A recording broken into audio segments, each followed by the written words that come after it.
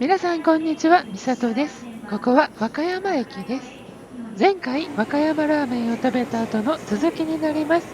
お昼も過ぎてどうするか考えましたが、この後は関西空港に行ってみたいと思います。和歌山駅から関西空港へ行くルートは JR の駅にいるなら阪和線で日根野へ出るのが一般的ですが、今回は紀勢本線で和歌山市駅に出て南海電車で泉佐野駅に乗り換えて関空へ向かってみます。ということで紀勢本線和歌山市行きに乗ります。電車は和歌山線と同じ227系1000番台の2両編成。13時45分発車です。和歌山市まで2駅で7分間の旅。和歌山市までこの区間は単線で、日中は1時間に1本しか走っていませんが、れっきとした紀勢本線の一部で末端区間です。ここで矢印の方向に和歌山線が分かれていきます。阪和線の高架の下をくぐり抜けて高架の線路になって進みます。この方角、細長い駐車場のあたりが大ノ瀬方面への廃線跡だと思われます。木和駅の前後には公園だったり駐車場だったり、土地の区画に余裕を感じるのは、元はここに車両基地があったそうで、木和駅自体も元は和歌山駅を名乗っていたそう。1898年開業で和歌山の中心駅でしたが、後に南海電車や阪和線ができると中途半端な位置が災いして和歌山駅の座を阪和線紀勢本線がつながる当時の東和歌山駅に譲ったそうです。南海本線が近づいてきて和歌山市駅に到着。和歌山市駅は JR が南海に駅を間借りしている感じ。豊橋駅で名鉄が JR 東海に間借りしているのに似ていますが、こちらの改札はそれぞれ独立しています。JR は無人駅で自動改札しかないので、生産などあるとインターホンで対応なので大変そうです。和歌山市駅の駅ビルキーの和歌山。カンデオホテルズ南海和歌山もあります。2020年オープンでまだ真新しい感じでした。3階には快活クラブも入っていましたよ。さてこの次は南海本線で泉佐野まで移動します。14時30分発の特急サザン難波行き。8両編成のうちの後ろ4両が指定席車で、今回は指定席に乗ります。南海の1番系という車両。車内の雰囲気がどこか昭和チックで見たことある気がしましたが、近鉄のサニーカーに製造時期も近くて似ています。シート背面には網ポケット、カップホルダーもあって、窓側にはテーブルがある、そんな車内でした。14時30分特急サザンは和歌山市駅を発車。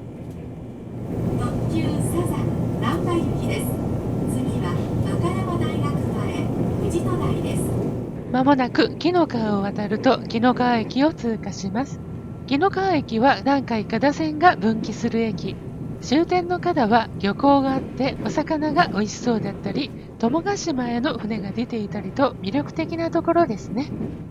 やがて大阪府と和歌山県境の泉山脈を抜ける山越えになり、和歌山大学前駅を過ぎ、大阪府に入って京市駅を通過。南海多奈川線の線路が近づいてくると三崎公園駅に停車します。丹野駅を通過して間もなく遠くに海が望めました。仙南里海公園というそうです。次の箱造駅から鳥取の小駅間は海が間近に見える区間。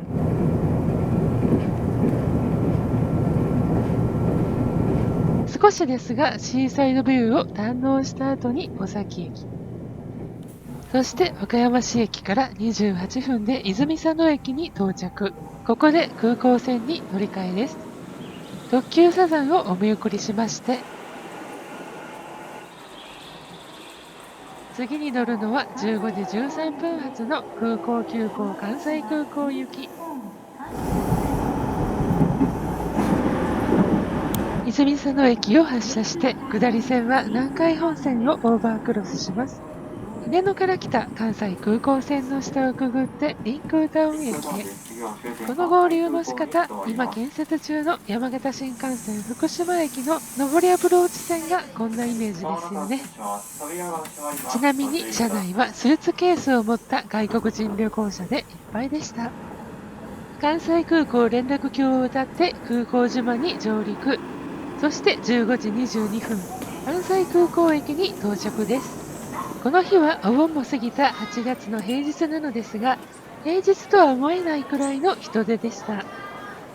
さて今回飛行機にも乗らないのになぜ関空に来たかというと、飛行機を見るためで、関西空港にはそのための施設の展望ホールというのがあります。この展望ホール、ターミナルビルとは離れてまして、展望ホール行きのバスに乗って行きます。このバスは無料です。ちなみに関西空港駅に15時22分に着いて30分にバスがありましたが、乗り遅れました。30分の待ち時間にターミナルビル内で佇んでいたり、深夜バスの存在に気がついたりしてました。深夜遅くに関西空港に着いて家には帰れないけど、難波までは帰れそう。30分はあっという間に過ぎて展望ホール行きバスに乗車。やってきたバスは燃料電池のバスでした。車内の椅子のデザインも新しい。ほどほどの乗車でバスは発車。途中、関西空港線の車止め末端部分が見えましたが、動画には映ってなかったです。ターミナルビル付近は一方通行。バスは空港塔をぐるっと回って連絡橋付近にある展望デッキのある建物が見えてきました。6分ほど走って展望ホールに到着。展望ホールはエントランスホールとメインホールの2つの建屋に分かれています。外から見るとこんな感じです。まずはエントランスホールの5階まで行ってみます。フライトの案内表示があります。これは親切。外に出てみます。風が強いからか、互い違いの20ドアでしょうか。ちょうどビーチの機体が離陸していました。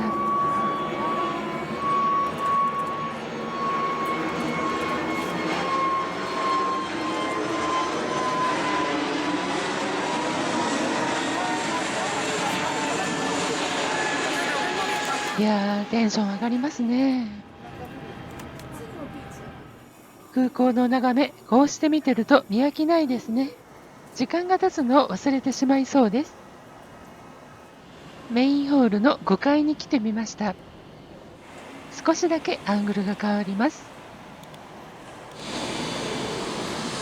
着陸した機体が動く姿を見るのも面白いですね。飛行機にもラッシュの時間があるのでしょうか。離陸待ちで渋滞になっていました。ここで飛び立つまで動画に収めてみました。1分少々離陸のシーンが続きます。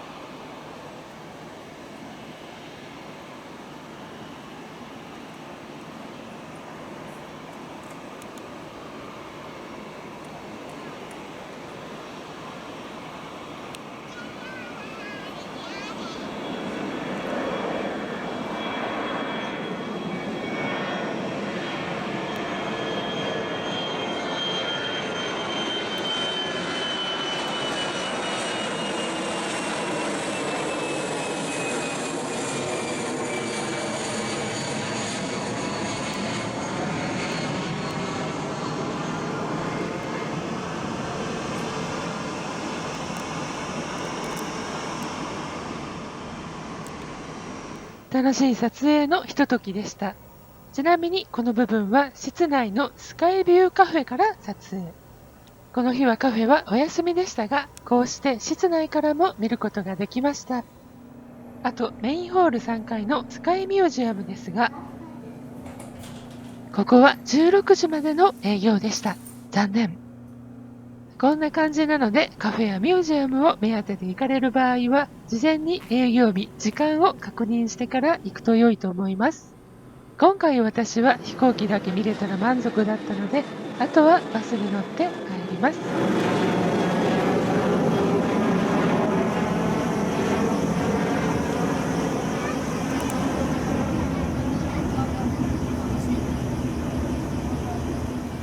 帰りの旅客ターミナル行きバスが来ました。バスに乗ると眠ってしまいそうでしたが、帰りはまだまだこれからです。関西空港駅に着くと来た時よりも混雑が激しい。JR の緑の窓口は長蛇の列で、今から並んでいたら乗れるのはいつだろうって思ってしまいました。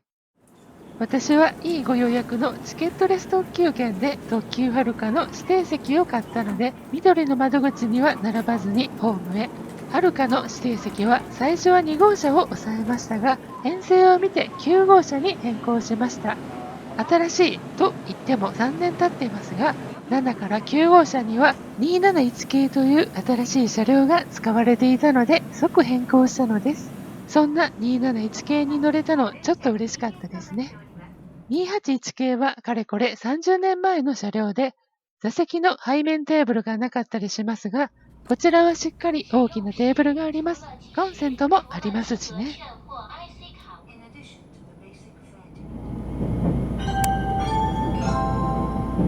今日も JR 西日本をご利用くださいましてありがとうございます。この電車は関空特急はるか44号京都駅です。関空を離れるときに飛行機が見送ってくれたようです。こんな感じで特急はるかに乗って帰路に着きました。さて今回の動画は関空へ飛行機を見に行きましたが、いかがだったでしょうか。